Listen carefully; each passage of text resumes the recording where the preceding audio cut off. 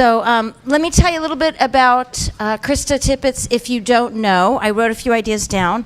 I stole some things from Dean this morning, but this is part of her intro to the book. She was a former correspondent in Europe and a very prominent journalist. She hosts a podcast on NPR that I just love called On Being. It used to have a different name. Mm-hmm. Speaking of Faith. Speaking of Faith. Yeah. The podcast, from my perspective, deals with what does it really mean to be human and live this life that we're trying to live. That's from my perspective what the podcast is about. And she interviews just amazingly diverse people of multitude of different religions, including atheist, agnostic, Buddhist, Hindu, Jewish, Christians, the full gamut. She's been awarded the National Humanities Medal by President Obama. Congratulations. Thank you. It's pretty cool. Yeah, no doubt. And she's written 3 books, and one of them's Einstein's God, Conversations about Science and the Human Spirit, and our Science and Religion group, the faculty have a Science and Religion group that meets on Mondays, and we actually just read this book so we could talk about it. Yeah. Yeah. So it's funny, Dean Nelson asked me, he sent me an email, some kind of science faith guru here, and he said, can you interview Krista Tippett? And I'm like, no, you interview her, Dean. Why would I interview her? Because you're an interviewer, and so why in the world would I want to interview an interviewer? That's okay. So intimidating. It's like people who cook and no one wants to invite them over to dinner, but yes, they like to eat. Right? And not have to cook. I like to, yeah, exactly. So I have listening to your podcasts forever, but one thing I noticed as I've been paying attention the last couple months since we knew you were coming was you always start your interviews by bringing up the person's background and a little bit about either their faith, if it's a faithful person, or a little bit about their background. And so I read a little bit about you, and I learned that you had a grandpa that was pretty conservative or traditional in his faith, and that you maybe went through an agnostic phase. And so I thought maybe you could share with us a little bit about your faith background before we get into some science and faith stuff. Okay. Yeah. I always ask the question. I get at it in different ways, but essentially, how would you start to talk about the religious or spiritual background of your childhood? And it's a nice, spacious question, and most people do start talking about the religious background, and sometimes it's as much a story of absence as of presence, right? Or sometimes it's like, my mother took us to church and my father stayed in the car, and I always wondered why, the father staying in the car was as important, right?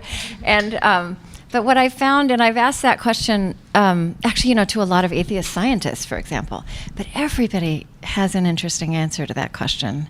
And but the reason I ask it more, sorry, this is not what you asked for, but the reason, it's actually a magical question, or you can adapt this question, but I think ask it because of where it plants people, where it plants the conversation, because no matter who I'm speaking with, this spiritual or religious background of our childhood is a place that is very soft and full of questions. And so you start out not presenting, and doing the kind of self-promotion thing. So anyways, yeah, but the other thing that's interesting is, because I've been working with this question for such a long time, any of us would answer that question a little differently on any given day. And so my grandfather was a Southern Baptist preacher, and he was definitely the towering religious figure in my childhood. He was his faith was very stern, and it was all about rules, and you were usually breaking one, right? Like it was, and yet my grandfather was also, just the most loving, funny person I knew, who's really passionate, and I actually felt like he really needed those rules to keep himself in check. And so I felt like I internalized, there was like what he taught me, it was like what he said and then how he lived, and understanding how both of those things communicate. And I did I did leave, and I did have, about 10 years where I was really not religious. I was never anti-religious or a-religious. I was not investing in that part of myself. But my grandfather, the older I get again, and through all the places I've gone, he continues to be really formative for me. And in some ways I feel like, especially with the science piece, my grandfather has second grade education. And I think he was an incredibly intelligent, he had a beautiful mind, but he had not been invited to use his mind. And I almost felt like there was a fear in him about applying the life of his mind to his Bible that he loved so much. And as I have gotten into the science and into how much scientists are shedding light on, the questions he was interested in, I kind of feel like, I have these conversations for him. Oh, that's kind of beautiful. You bring up the fear.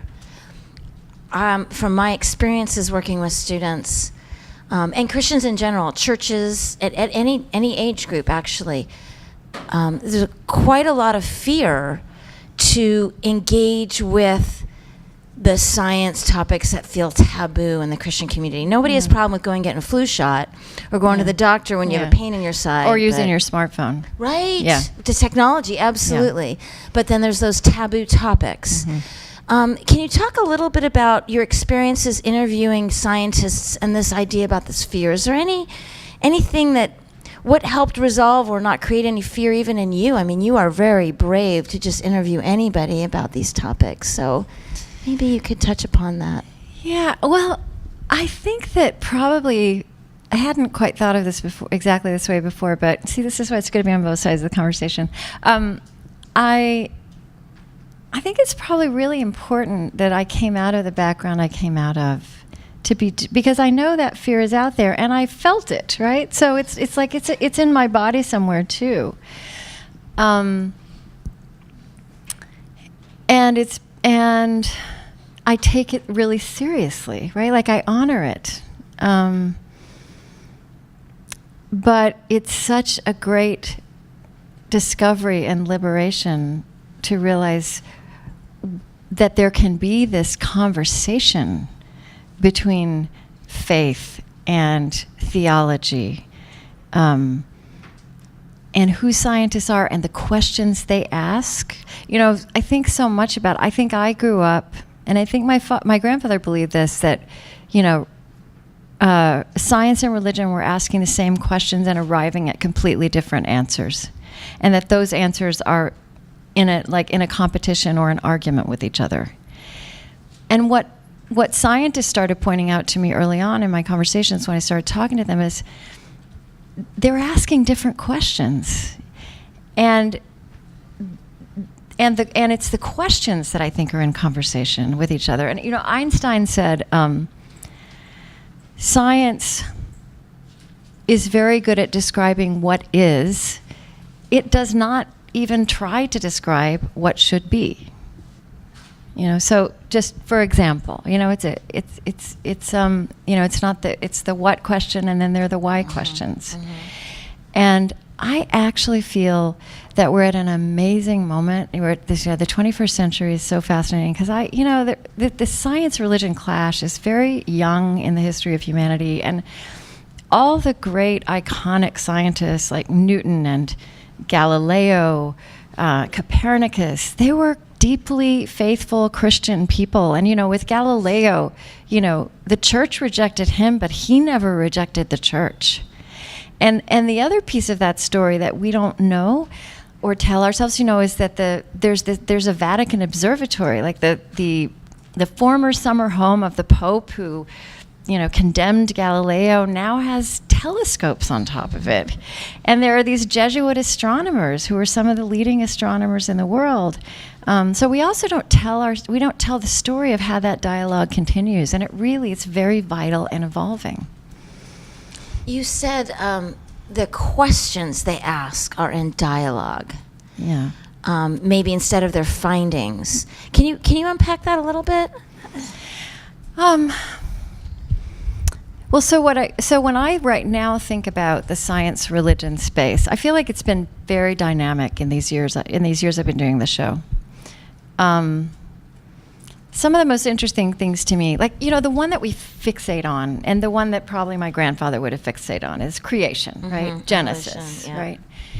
And even there, I've interviewed physicists and evolutionary biologists who are scientists and people of faith, and the way they will talk about evolution is what an ingenious solution, like what an ingenious way of doing this, believing in a creative force, a creative mind behind the universe, which is how Einstein talked about it. I mean, all of our words for God are inadequate, And so all these ways of imagining God and describing God add up to God, I think. So, or at least, attempt. And so there's that one. And I even think the debate itself is too narrow in terms of the complexity of the text. But to put that one aside, I see the science-religion dialogue now much more intriguingly in, for example, how in fields of neuroscience and social psychology and clinical psychology, there's now this incredible investigation into, for example, at Berkeley, they're studying awe, right? Like science is studying awe as a human phenomenon. Or, I think I mentioned this morning, these clinical psychologists who are studying gratitude and how we, in fact, live better, how we actually become whole and flourishing if gratitude is in our lives. Or, the people who are working to see how, here's a way I think science and religion get reconciled and we don't notice it as such. Kind of the caricature, I would say, of Darwin, of the origin of species, of Darwinianism is the survival of the fittest. But that's a simplification, and and that we are basically, it's the idea that we basically are set up to we're set up for revenge, we're set up for violence, and that does fly in the face of a theological understanding of the human condition, of human nature, and what we're capable of. But there's now science that is really delving into the complexity of us and saying, yes, we're hardwired for revenge, and we are also hardwired for forgiveness. And the challenge is to create conditions so that forgiveness becomes more possible and more likely. In my mind, and then these scientists can be very practical, like, okay, how do you create conditions for forgiveness to be more possible and more likely? That's where I see, that's an amazing conversation where science is offering knowledge to religious people who have been thinking about this for millennia, about how these virtues can be made more robust with science as a partner in helping us live these things. And I just feel like this intersection doesn't get nearly the attention it should have. It's a good point. It makes me think, I think I saw Jordan in here. We're reading the books by Lalande and Fuentes. Anything you want to say about that with respect to what she just brought up, or I just put you on the spot? I was going to say afterwards I can talk about that, because there's so much to go on that you take up way too much time. It seems like it might be a good idea to put one of these people on your interview docket in the next year or two. Yeah, tell me who they are. They're evolutionary biologists. Yeah. I wouldn't say either one are Christian. I don't think they profess to be. But what their findings are showing is that community, cooperation, taking care of the odd one out, the one in need, is actually one of the reasons we were so successful and help us to better understand human evolution and how it occurred. Right, and that's where we're just, the simplification of what Darwin showed us about ourselves is really coming out. And I mean, it's a much more beautiful way to integrate our Christianity with the science and thinking, this is part of these virtues of care and love. And Or one of my favorite interviews across the years was one of the fathers of tectonic plate theory. I mean, I didn't know, actually, until I interviewed this guy, that until the 1960s, we didn't know about tectonic plates. Wow. Yeah. So he was actually there when we understood. I mean, he was, and the way we came to understand is when people got close enough to the bottom of the ocean and they could actually see these fault lines. And he was one of those people who saw this for the first time.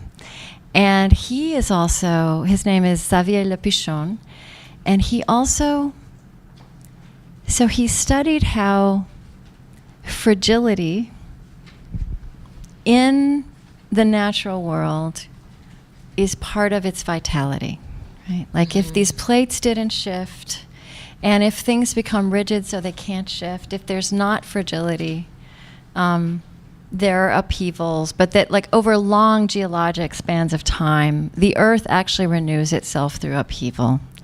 And that's also true in human life. And and that fragility is woven into our vitality. And he got very interested in noticing, how as a species, this is more true of us than, other mammals give birth and the babies walk off and swim away, And we just need this unbelievable amount of care for such a long, long period of time. He ended up spending most of his life raising his family in intentional communities connected to the L'Arche movement, right? The Jean Vanier people, these communities centered around people with disabilities. And this is a Catholic, it's very Christian. Jean Vanier is a Catholic philosopher.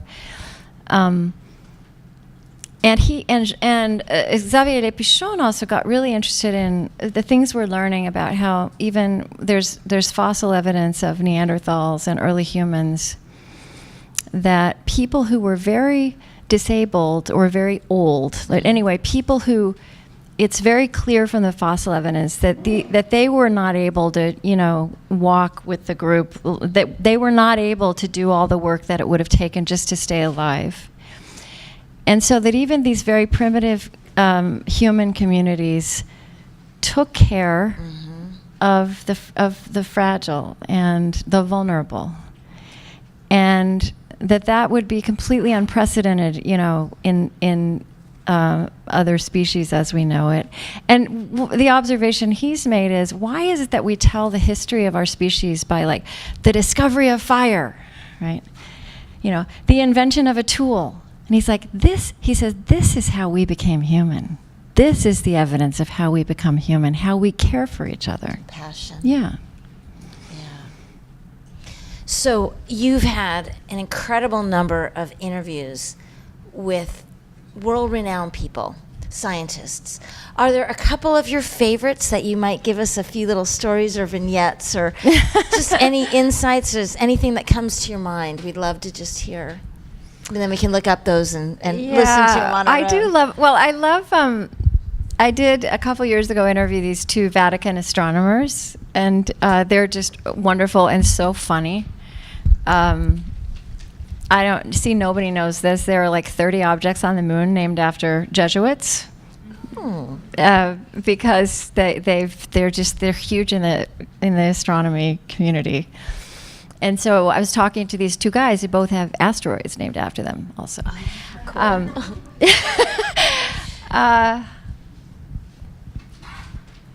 They're really interesting. I remember one of them, George Coyne, who's the senior one, he was the head of the Vatican Observatory, and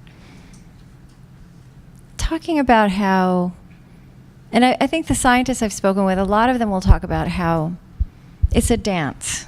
Right? Like it's not a complete merger of the scientist in them and the person of faith in them. And George Coyne says, I am discovering things in science. I'm demonstrating, I'm proving.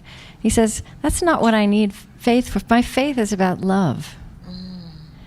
Or there was a geneticist I interviewed at the very beginning who was a great geneticist running these long-term studies of twins, which I just find that so fascinating. He's one of the first people who'd done that. He's also an Anglican priest. And he would say, there are times where I have to hold one or the other of these sides of myself at bay. He said, when I'm sitting at the hospital bed of somebody who's dying, genetics is not there for us. And it's okay, right? But that's not what I have genetics for. And genetics cannot touch that place. And yet, he's learning things about us that may be just powerfully healing and transformative, and very compatible with who we want to be as people of faith, through his science. Yeah. Do you mind telling us a little bit about John Polkinghorne? I mean, what an honor. And they might not know who John Polkinghorne is. Mm-hmm. So John Polkinghorne was actually the person probably who got me walking down this path of the science-religion interface, because when I started doing the show, this is not something I'd thought about. I hadn't realized I'd be interviewing so many scientists, or that it would be so thrilling. I was looking at how people, you said the show is about kind of this question of what it means to be human. I'll say these. I think what I realized, it took me a few years to figure this out, that what I'm really interested in are the animating questions of faith, right? Rather than what I grew up with were the answers. Yes. And the answers matter, but the questions are amazing, right? And the questions are what keep the answers alive and growing and maturing. And so why did I tell you that? Where was I going with that? Yeah, so Polkinghorne. So I was looking at, I had this large inquiry into how are 21st century people living these questions, not just as theologians or spiritual teachers, but in every discipline we have, because these questions are also just the essential human questions. So they should be showing up and being lived and explored and better understood in whatever we're doing with our lives. But the science piece, it hadn't occurred to me, and maybe because I came from this background where I thought, religion's over here, science is over there. And then I read John Polkinghorne actually in the period in which I had read him when I was becoming a religious person again myself. And then after I started the show, I realized, well, here this is too. So John Polkinghorne was a very renowned physicist at Cambridge. He's in the Royal Society, which is what Newton and Darwin and all those people belong to. And quite late in life, she says, like 50, younger than me now. But in his late 40s, early 50s, he decided to study theology. And he became a theologian, and he was one of the first people to hold a chair in Cambridge in both theology and physics. Mm-hmm. And he's a really important person in the UK. When there are important ethical questions at a societal level, John Polkinghorne will be brought in. And I also think he has now quietly given rise to new generations of people all over doing different kinds of science who are kind of in his lineage. Because it's not as unusual now as it was. But again, it's kind of this phenomenon we don't hear about. He is, so John Polkinghorne, it kind of differently from a lot of what I've been talking about. John Polkinghorne, really there's a real convergence. So he will think about what prayer is and what's happening when we pray in terms of what he knows through chaos theory and quantum physics, and how, unlike the kind of fixed world that we thought was there with Newton, what goes up must come down, it all makes sense, that quantum physics opened up all the space in our understanding of how the universe works and how we work and how matter works. And it has all this, as what he says, cloudy space, where things can happen that weren't programmed in. And as the theologian in him says, and he's one of the people who say, evolution, ingenious, right?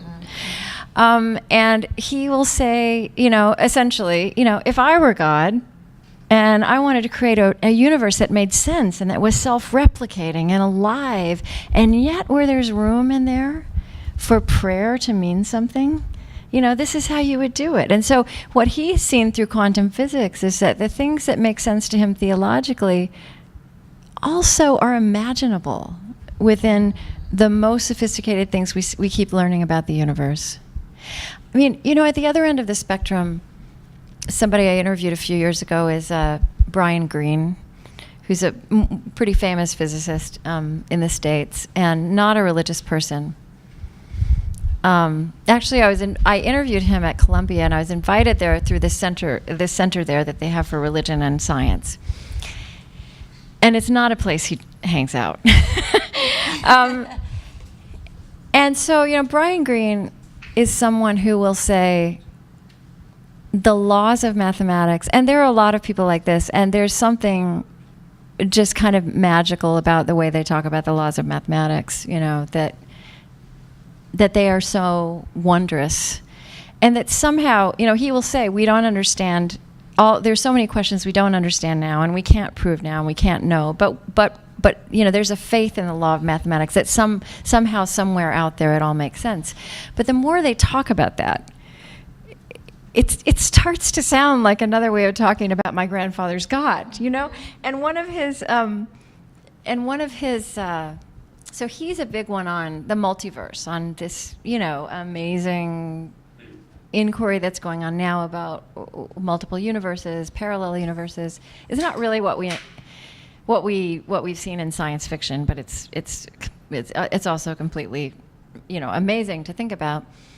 So there are all these different scenarios about the multiverse, and one of them that Brian Greene talked about is that what we experience now and what we see is like the projection, like the art, what is it? Like the an artist's blueprint. Like we are the building to the artist's blueprint.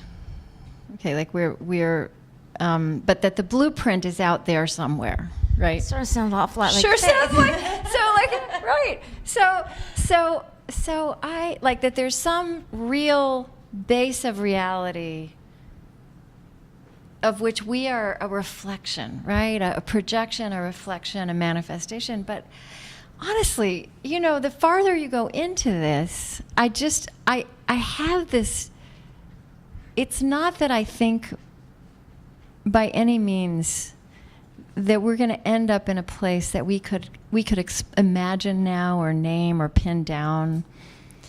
But I do feel like the more we learn, we start circling back to familiar ways of trying to grasp this.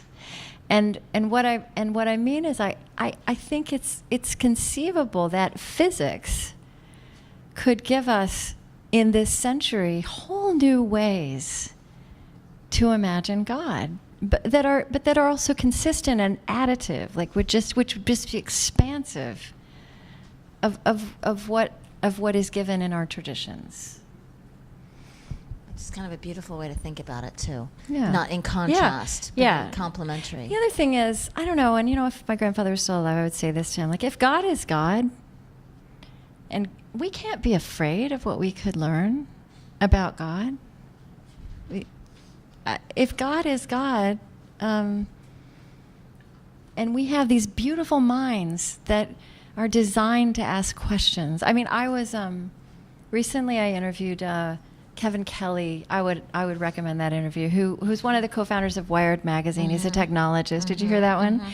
And he's a really major technologist. He's in a lot of these big discussions about this frontier, and he's kind of an elder in that discussion. And he's a wise man. And he actually is Christian, and he doesn't really. It's like not something I think everybody at Wired knows, but and he doesn't carry it on his sleeve, but it's a really important piece of his identity. But he said to me, we were talking about AI, he said, there's all this anxiety now about AI and about machines replacing humans, and he said, and he is one of these people who says this is coming in some form. So that's why we actually all need to be part of what it becomes. But he said, here's the thing: we are absolutely learning that computers are great at coming up with answers, more answers, better answers, faster answers. But what machines don't seem to be able to do, what we are brilliant at, is asking good questions. We're the question askers. And what I know as a conversationalist is, questions determine the answers, right? Like, the better question you have, the better answers you're capable of. Somehow all of this to me fits together and is exciting, is hopeful, right? Is kind of beautiful. So I'm listening to you, and I'm thinking about the room. And we'll just give an average 21-year-olds. Yeah. And I know a handful, at least a third. How many are freshmen? Okay, quite a few freshmen. And some of the stuff they're hearing right now is a little radical, right? In that it's okay to be asking the questions. And in a lot of environments, a lot of churches, you don't ask questions. Mm-hmm.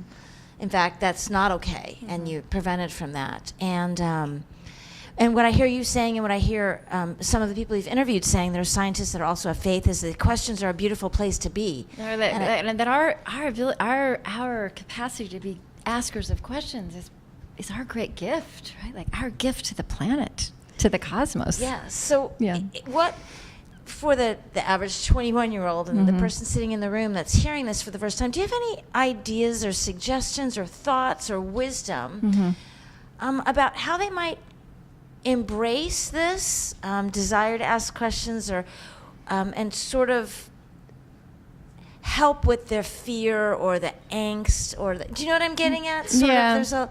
There's this psychological or emotional issue when you dive into this field.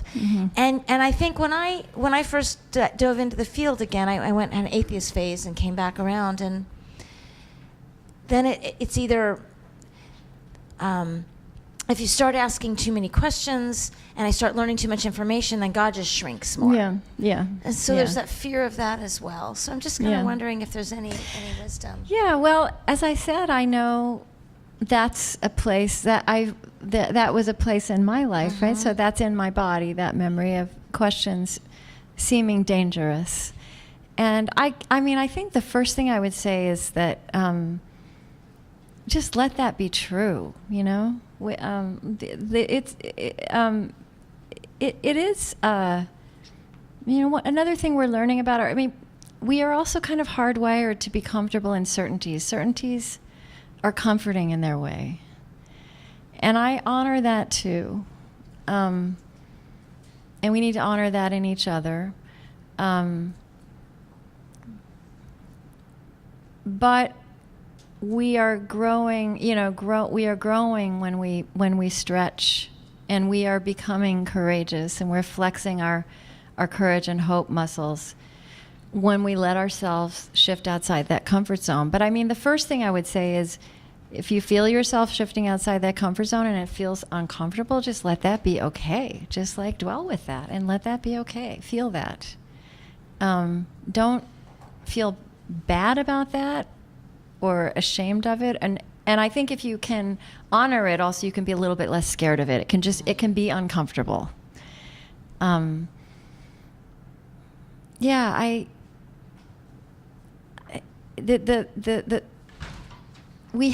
learning, I think some of the most amazing frontiers we're on are these frontiers of neuroscience and brain imaging, and kind of learning, to me, great theology has always been this amazing repository of sophisticated thinking about the human condition, about human nature, about our complexity.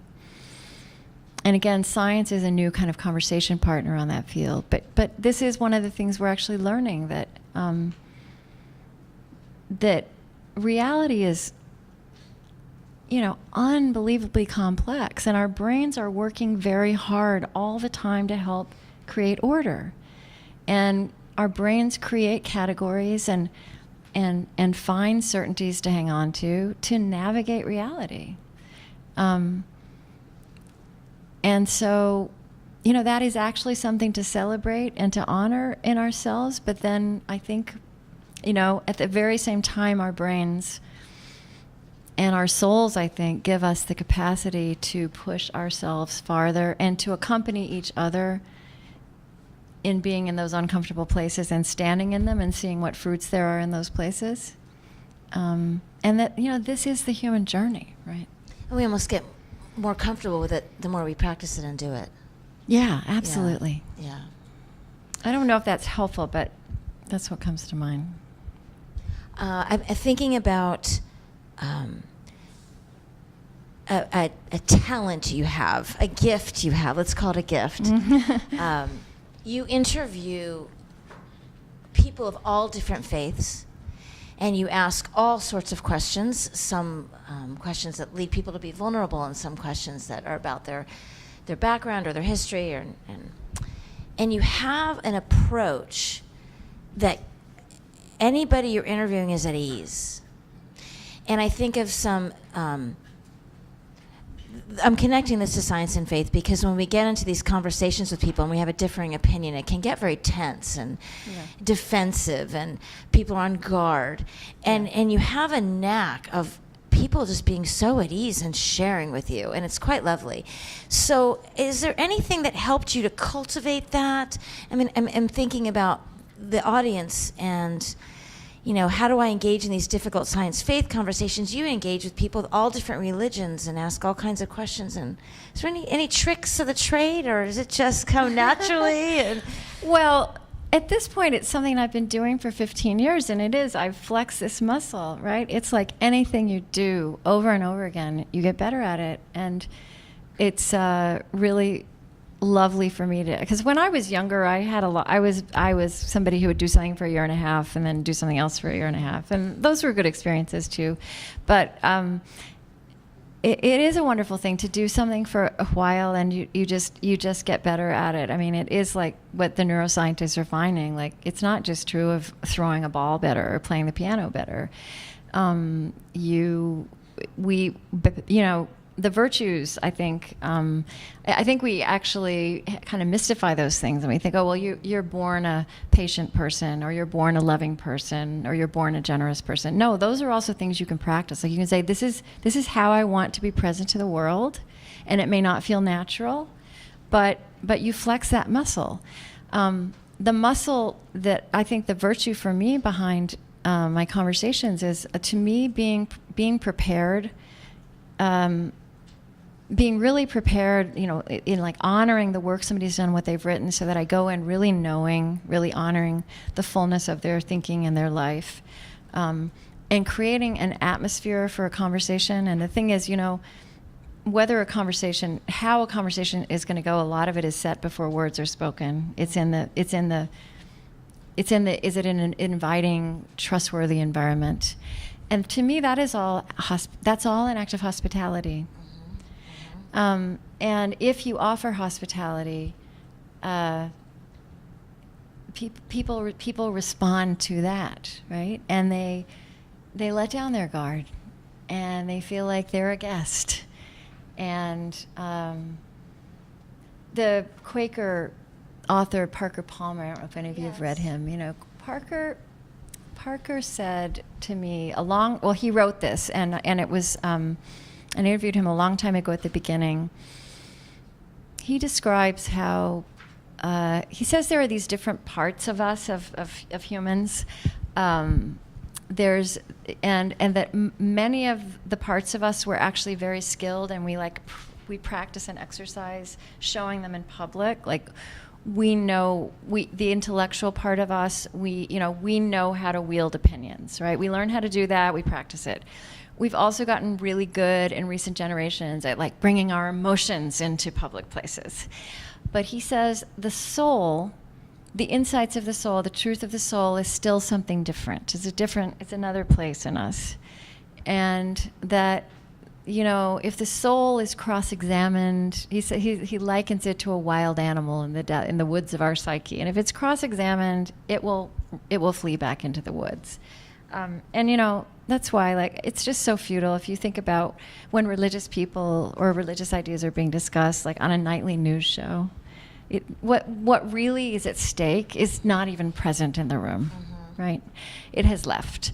But he says, for the soul to speak its truths, it needs quiet, inviting, and trustworthy spaces.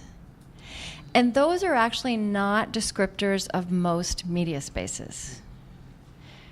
And they're not descriptors of most political spaces. But it influenced me in the beginning. I thought that's the space I'm going to create for conversation.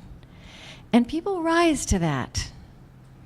They rise to that. Quiet, inviting, trustworthy space. Yeah. And it's another way of, I think it's a hospitable space, right? In my class, we've been talking a little bit about Henry Nouwen and providing an open space for others to find their way. Yeah. That's it. Yeah. It resonates with that. Yeah. The science is so important to me, right? It comes into everything. I mean, we're also just learning. I think my professor of the Hebrew Bible, when I was at divinity school, Ellen Davis, talked about how when we read Genesis, when we read, we read it like there are the creatures and then there's us, but we're creatures too. And I think we're really learning that on our frontiers of science, like how much lodges in our bodies. Trauma lodges in our bodies, pain and joy lodge in our bodies. And that gets at this too. We need to make bodies feel at ease, right? And that's not just about framing the discussion in the right way or who you invite. It's like, how do we create a space where where their bodies are going to be at ease, where they feel safe? Because we actually know that if we don't feel safe, we're going to hide. We're going to hide or we're going to fight. And a lot of our spaces, and even some of our religious spaces, are still set up that it's going to set a chain reaction so that that's what's going on. I wanted to know if some of the students in the room have a question they'd like to ask, or there are some grown-ups in the room. Yes. I can repeat it for you. How's that? Okay. I wanted to talk specifically. Earlier, you talked about how religion and science are trying to ask different questions. One seeks to look at what is happening, and one looks at what ought to be happening, or something along the lines of that. And the other round, you mentioned how physics are getting to a point when they can explain aspects of God.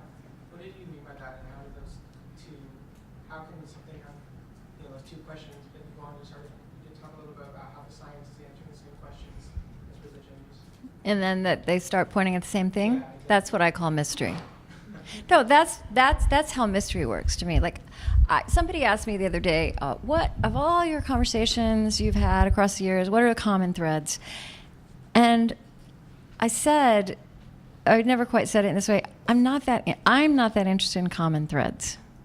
I think we spend a lot of time like doing common threads, and it keeps us kind of superficial, and we're talking across difference, and then we say, let's celebrate what we have in common. But actually, there's a lot of meaningful difference between us. So I go deep with particularity, So if I'm talking to a physicist, I'm talking to them about physics, or if I'm talking to a poet, and if they're Jewish or Christian or atheist, we're honoring that depth. And so I'm talking to Brian Greene, his language, and we're honoring the laws of mathematics together. But to me, what is so thrilling is when you go deep and you go particular, and then you start to hear these echoes. And that is the context in which I see that interesting thing happening. Just one more thing, not to take 180. I'm at a point in my life, I'm 25, I'm quite 21, but I'm at a point in my life where I'm in a pretty agnostic state. I'm also I'm a biochem major, doing all that. What got you to a point to explore bringing back to your faith? And what kind of motivated you to do that? I wasn't there when I was 25.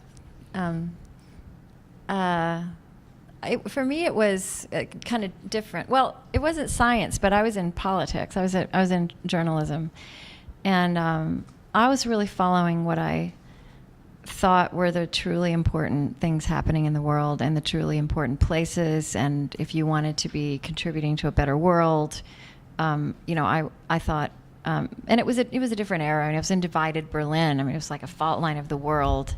I don't know if politics right now, at least like in Washington, feels like the place where you can get things done, right? but at this point, and in Berlin, it felt like if you want to work, this was the division of the world into communism and capitalism. But I still saw in that place. Some of you won't even know what I'm really talking about. I mean, there was a wall in Berlin that divided this city, right? My children, they hardly believe me about this stuff.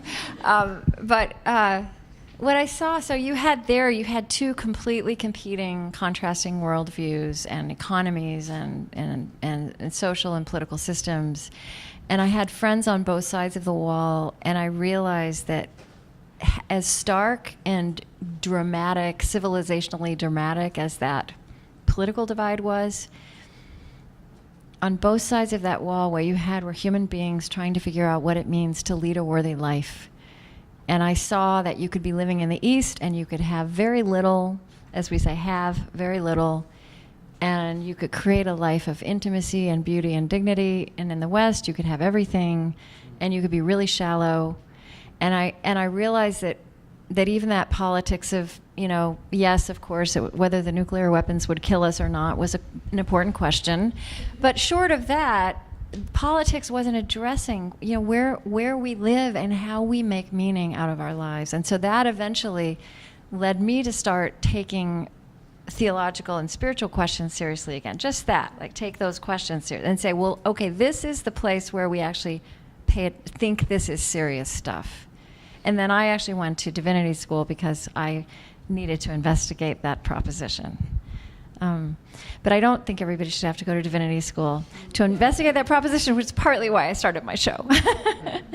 Also, you shouldn't have to go into that kind of debt. Are there other questions?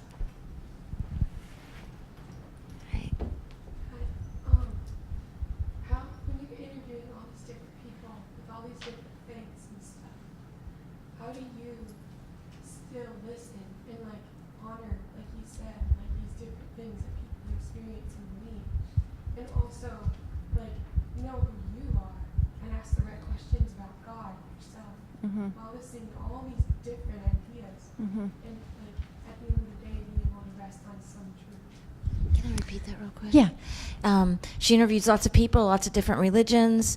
How do you kind of maintain yourself and your own identity as a Christian in the midst of hearing all this other information? And there's a lot to take in. Yeah. What do you rest on? So I actually think there's a great paradox that is not very discussed or understood about meaningful, ecumenical and interreligious encounter, and maybe even encounter across all meaningful difference in general. Which and I know that this is not this would have been a fear I came out of my Southern Baptist upbringing with. Absolutely, because Methodists were going to hell where I grew up, right? Forget about Catholics and atheists. It's like Methodists, right? So it was just for Southern Baptists. Heaven, that's small, right? And again, I love my grandfather, and the fact that he was such a big, expansive person, it was a contrast to that, and I had to hold that together. But the truth is that the way it works when there is meaningful encounter is that, yes, you have a respect and love and kind of an awe for this other way of being and believing and thinking in the world. So the world is bigger, but the ground beneath your feet gets richer at the same time. One of the effects of meaningfully engaging across difference, and I definitely think this is with religious difference, is that you get more articulate and you start asking better questions of your own, where you're standing. I really don't think it's fearful. Now, I think, yes, of course, sometimes someone is really in a place of shift and flux, but I don't think that's of course there are times and experiences where people are changed and converted. But, like I grew up in this culture, it was all about conversion. And that's not what happens when you open yourself to being in relationship across these identities. What happens is the ground beneath your feet is richer, and the world is bigger, and it's a mystery. And this is something that's really important to me, that if I imagine my grandfather from heaven, like getting this now, is that at the orthodox heart of our traditions, there is an insistence on both that we are called to pursue truth and stand for truth, right? Live by that, embody it in the world, and that mystery, that there are things we will not understand in this lifetime. And I think the existence of religious others of great dignity and beauty is a mystery. And that's what I hold it as a mystery, and I take delight in it. And I cannot explain it, and I don't have any need to. It's when you're talking about that, it's interesting. I think of something that I found to be a mystery. I have 2 sons, and after I had one son, and I loved him so much, this cute little baby, and I thought, I'm pregnant again. Well, how am I gonna? I mean, I have to love Jake less to love Ty, or I'm gonna, right? But then you have the second baby, and there's just enough love to go around for both of them, and there's this expansive amount of love. And I'm almost resonating with what you're saying about this mystery. I can love these people, these other religions. I can thoroughly cherish the engagement and relationship with them. And it's just a mystery. It's not a choice. It's not an either or. It's like light, right? It's like a candle. Like the flame can expand endlessly, and it doesn't take away from where it started. Right. Yeah, it's a neat way to think of it. Yeah. Yes, in the back. Nice and loud. Outside voice.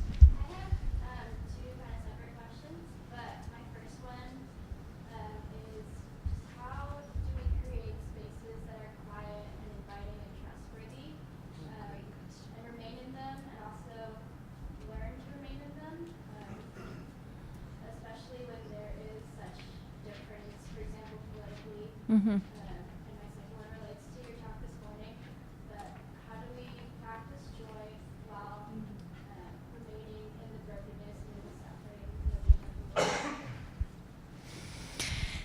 Yeah, well, those are $1 million questions. We have something we created called the Better Conversations Guide, and in which I actually just distilled some of what I've learned about creating a quiet, inviting, and trustworthy space. So I would offer that. It's online. It's civilconversationsproject.org. And I think it's the resources link, and you can download it. And we have 6 grounding virtues, and those are ingredients that I've learned, and they're ingredients that I bring to my conversations, and I think you can bring to creating all kinds of spaces. What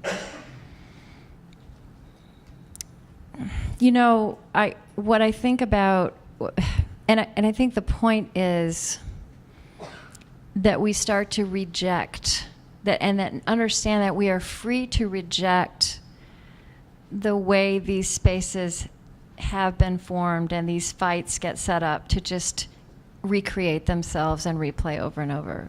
And if you start to take a critical view of that, you'll see that there are ways things get framed every time, and it's almost like a script gets set in motion. There's just no point in having these discussions because we all know where they will end, and we all know that nothing will be resolved and no one will change. So a first step is actually letting go of the really reflexive ways that it seems natural to start a conversation or to frame an issue. I don't think in terms of issues.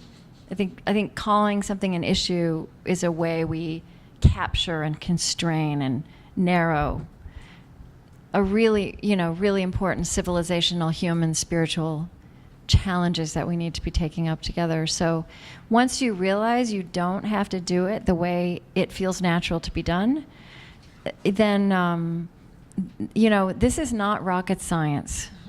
It's not rocket science having the conversations we want to be hearing, but we don't understand that we can do that because we're so locked into the way we're used to it going. That would be a kind of psychological step. I think maybe the Better Conversations guy, the grounding virtues. We say like grounding virtues rather than ground rules. Language is so important. The very first question is so important, and also hospitality, creating an atmosphere. What I like about hospitality too is that hospitality, something like compassion or reconciliation, even forgiveness, love, these are complex experiences, and there's a way in which, something like forgiveness can take place in an instant, and yet it can take your whole lifetime, and reconciliation is the work of generations. Hospitality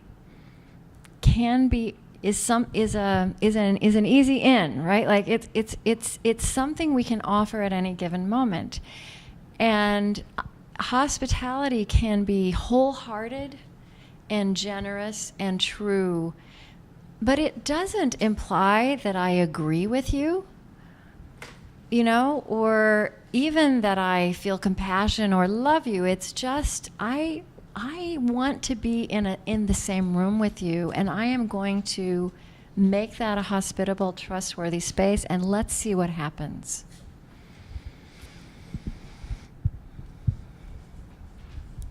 Last question. Oh, that was fast. What advice would you have for someone who is asking lots of questions and kind of thinking about things, but they're in a community where that's not okay? They don't like the questions. So are you, the questions are the questions taking, say it again. That's good. So if I'm reevaluating my faith, Yeah. And you feel, my church doesn't like the fact that I'm reevaluating Right. my faith. Yeah. Or it doesn't have to be a church, it could be here or Yeah. wherever. yeah. But what kind of advice would you give somebody who's questioning how things are going or what they were brought up with, Mm-hmm. and there doesn't seem to be a safe space to do that? I mean, that's a big question. I mean, I guess one thing I would think is that you need to have clarity that while your community may be uncomfortable with the questions you're asking, that's about your community. That's between you and your community. This is not between you and God, because God can handle whatever questions you have. And if you need proof of that, read the Psalms, right? Because the Psalms, I mean, those were beautiful Psalms up on the board this morning, and they're also Psalms of murderous rage. And for me, what I love about the Psalms is the Psalms send this very clear message that absolutely everything can be brought before God and belongs in the presence of God. So I think getting that clarity and then finding, you will find those people who will be your companions in hearing those questions and witnessing them and accompanying you, and you should look for that. You should look for that, those people and those places. But God is not intimidated by that. I really don't like speaking. I hear I'm speaking for God. Sorry. I would agree with you. I feel like that's a dubious place to end.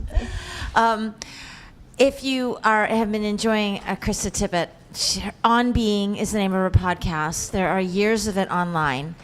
In fact, she just did an interview with Brene Brown. Anyone heard of Brene Brown? Fabulous interview. That was so fun to listen to 2 weeks ago or so. So I recommend you look it up. But let's give a hand to Krista. Thank you.